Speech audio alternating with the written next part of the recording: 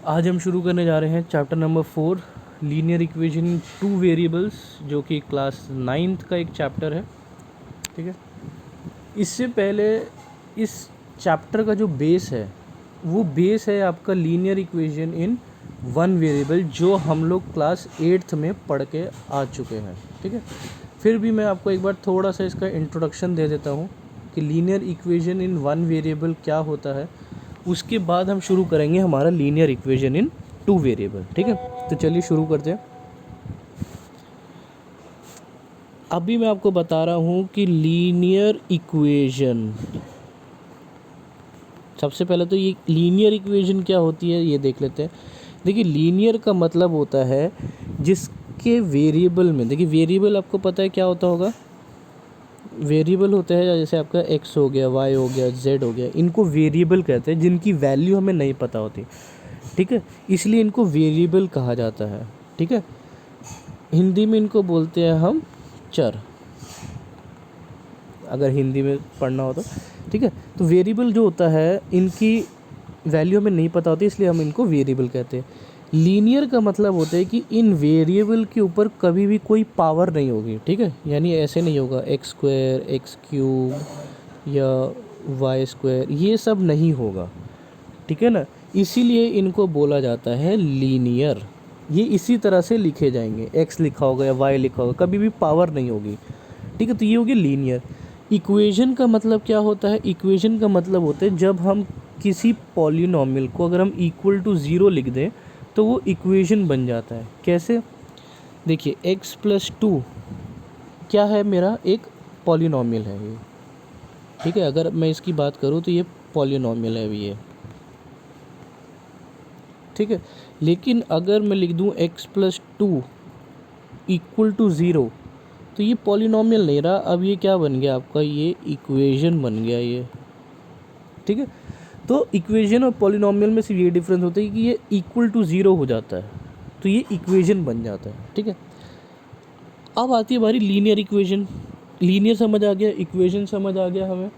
ठीक है, अब आ जाओ लीनियर इक्वेशन इन 1 वेरिएबल।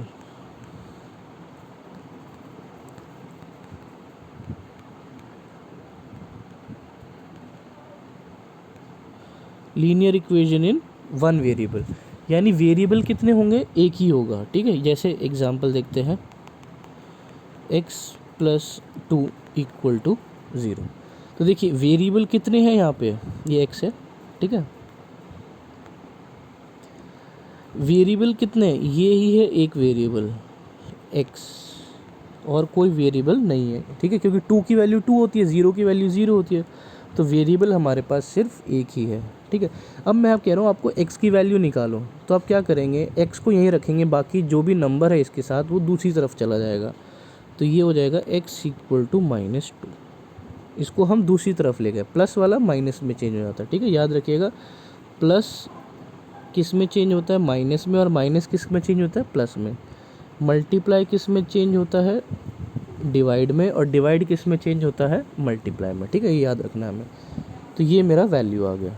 ठीक है, ये होता है हमारा लीनियर इक्वेशन इन 1 वेरिएबल, जो हम लोग अभी 8th क्लास में सॉल्व करते आए हैं। एक और देख लेते हैं, जैसे x plus 5 equal to 2x minus 7।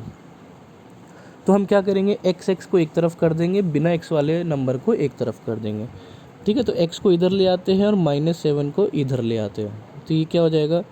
5 plus 7, क्योंकि माइनस का था 7, इधर आएगा तो प्लस का हो जाएगा, और 2x minus x, x plus का था उधर जाएगा माइनस का, तो 2x में से x गया, एक x बचेगा।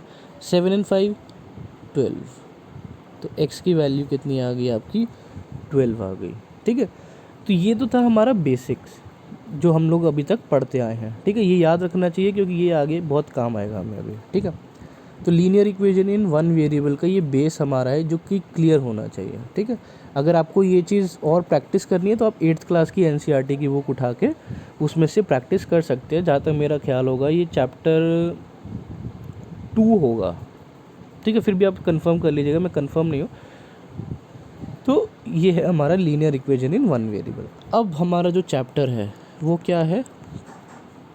लीनियर इक्वेशन इन 2 वेरिएबल्स। ठीक है। देखो लीनियर का मैंने आपको मतलब बता दिया, इक्वेशन का मतलब बता दिया, वेरिएबल का मतलब बता दिया। अब सिर्फ एक चीज़ रह गई, टू, यानी अब वेरिएबल कितने होंगे, टू होंगे। अभी तक एक वेरिएबल था, अब टू हो जाएंगे। जैसे कि x plus y plus 5 equal to 0, ये बन गया आपका linear equation in two variable. देखो एक वेरिएबल x, एक वेरिएबल y, तो कितने वेरिएबल हो गए, दो।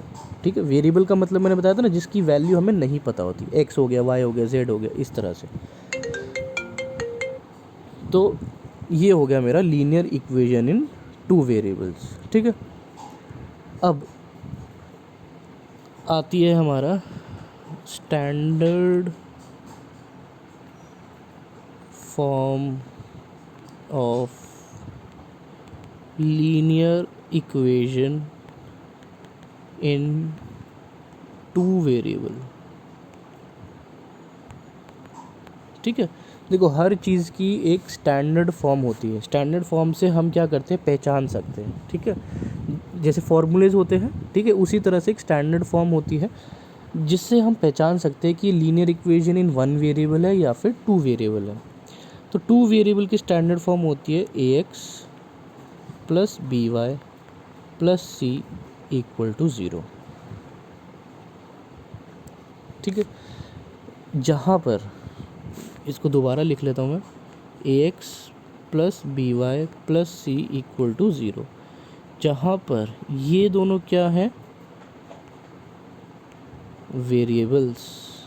ठीक है, a क्या है,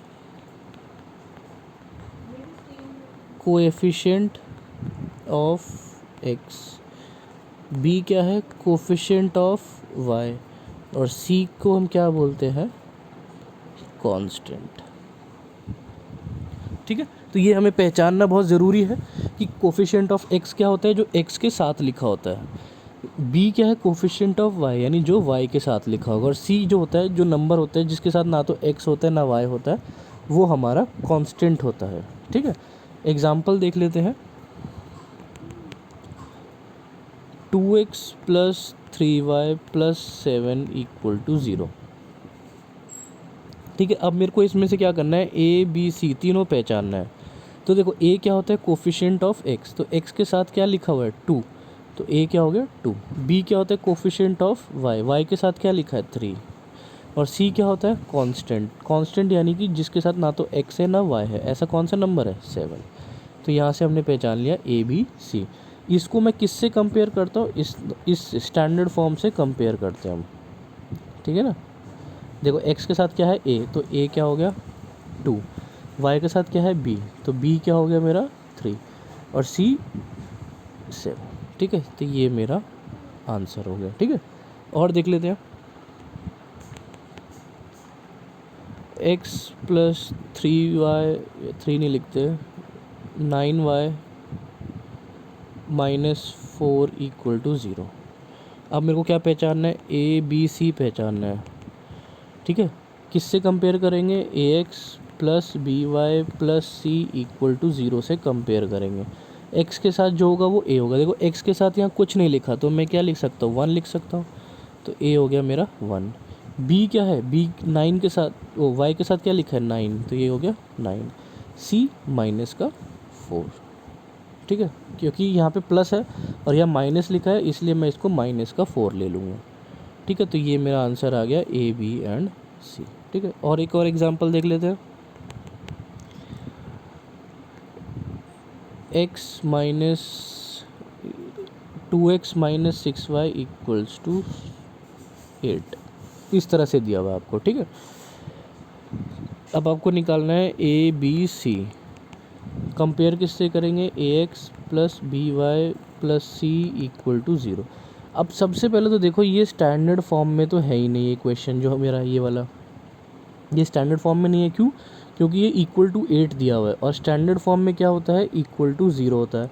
तो सबसे पहले तो मैं इसको इक्वल टू 0 बनाऊंगा। इक्वल टू 0 कैसे बनेगा, -8 को दूसरी तरफ ले आएंगे, तो ये बन गया 2x minus 6y minus 8 equal to 0।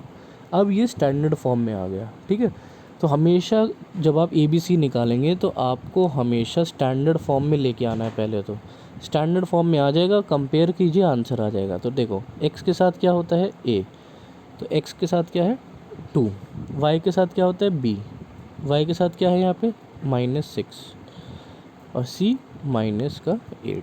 ये मेरा आंसर आ गया। ठीक है, तो इस तरह से हमें इसको सॉल्व करना पड़ता है। तो आई होप आपको ये क्लियर हो गया होगा कि हम किस तरह से ए बी और सी को फाइंड आउट करते हैं। ठीक है, इसी तरह के क्वेश्चंस आपको एक्सरसाइज 4.1 में मिलेंगे। ठीक है, मैं 4.1 में क्वेश्चन नंबर 2 है ये, आपको ए और बी ए बी सी निकालना है। एक क्वेश्चन मैं कर देता हूँ, जैसे दिया हुआ है 2x = -5y। ठीक है, कुछ नहीं करना, सबसे पहले आपको इसको स्टैंडर्ड फॉर्म में लाना है, ax + by + c = 0। इस फॉर्म में लाना है, यानी =0 फॉर्म आनी चाहिए। तो हम क्या करेंगे, -5 को इधर ले आते हैं, तो ये हो जाएगा 2x + 5y = 0। एक बार =0 आ गया, फिर ए बी सी निकालना मुश्किल नहीं है। x के साथ क्या होगा, a होगा, तो यहाँ पे a 2 हो गया। y के साथ क्या होगा, b होगा, तो y के साथ क्या है 5। फिर जो नंबर ना तो x है ना y है वो c होगा। ऐसा कोई नंबर ही नहीं है मेरे पास जिसके साथ x और y हो, तो जब नंबर ही नहीं है तो मैं क्या कहूँगा, इसको 0 कहूँगा। ठीक है, क्योंकि मेरे पास नंबर ही नहीं है, वो 1 नहीं कह सकता क्योंकि 1 एक नंबर होगा। ठीक है, 0 एक ऐसा नंबर है जिसको प्लस माइनस करने पे वैल्यू चेंज नहीं होता है, इसलिए मैंने c को 0 ले लिया। ठीक है, आई होप इसमें कोई डाउट नहीं रहा होगा। ठीक है, आप इसको प्रैक्टिस कीजिए, कोई डाउट हो तो आप बिल्कुल पूछ सकते हैं। आगे देखते हैं 4.1 ही देखते हैं हम अभी, एक्सरसाइज 4.1 क्वेश्चन नंबर 1 देख लेते हैं।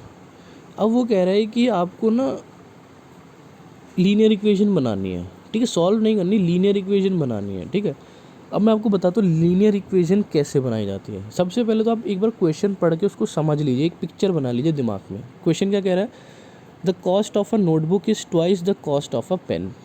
ठीक है, पिक्चर मेरे को समझ आ गई कि मैं क्या किया, मैंने एक कॉपी लेने गया और एक पेन लेने गया, और कॉपी जो नोटबुक है, नोटबुक की कॉस्ट जो है वो पेन की कॉस्ट से ट्वाइस है, यानी डबल है। यानी अगर मेरा पेन 10 रुपये का रहा होगा तो मेरी कॉपी कितने की होगी, 20 रुपये की। ठीक है ना, कॉपी की कीमत जो है, कॉस्ट ऑफ नोटबुक जो है वो कॉस्ट ऑफ पेन के ट्वाइस है, डबल है। ठीक है, तो अगर पेन 10 रुपये का तो कॉपी डबल हो जाएगी 20 रुपये की। पेन अगर 15 रुपये का है, पेन अगर 15 रुपये का है तो कॉपी कितने की हो जाएगी, 30 रुपये की हो जाएगी, डबल हो जाएगी। ठीक है ना, तो हमारे पास दो चीज़ है,